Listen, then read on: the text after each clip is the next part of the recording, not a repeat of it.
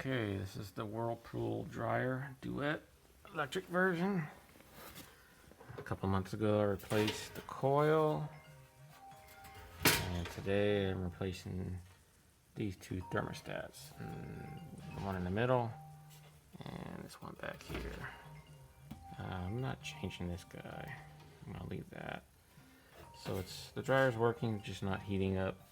So I'm assuming it's one of these thermostats, and a little bit of a pain, but to get this housing back in there, you can see that little lip at the end. You gotta kind of tuck that in, maneuver that in into the slot, and then you could put this bracket back up.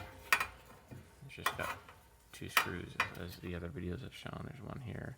That's the main one, and the tube will sit right here on that screw right there. So I just wanted to show you guys a little bit more detail. I didn't see this in some of the other YouTube videos. Hope this helps.